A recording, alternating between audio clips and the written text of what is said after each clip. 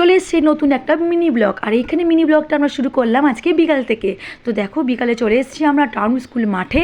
কদিন ধরে না রিশু ওর বাবার সঙ্গে মাঠে আসতে খুব পছন্দ করছিল। আর আমি যেহেতু বিকালে বাড়িতে থাকি না, তাই আমার পক্ষে বিকালে ওকে নিয়ে মাঠে আসা সম্ভব হয় না।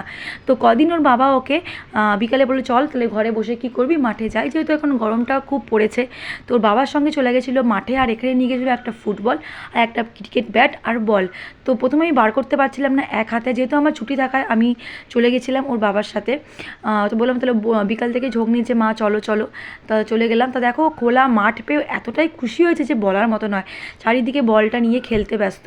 আর এই টাউন স্কুল মাঠটা হচ্ছে আমাদের বাড়ির সামনে। দেখো এই বড় লম্বা বাড়িটা, সেই বাড়িটার পাশেই হচ্ছে আমাদের বাড়ি। একদম সামনে আমাদের বাড়িটা, মানে বাপের বাড়িটা, শ্বশুর বাড়িও কাছাকাছি।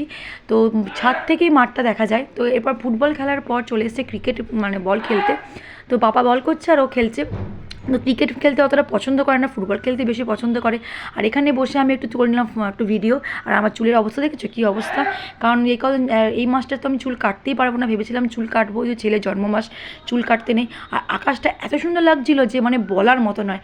মানে বিকাল মানে হয়ে সন্ধ্যের দিকটা টাইমটা আকাশের রঙটা দারুণ লাগছিলো।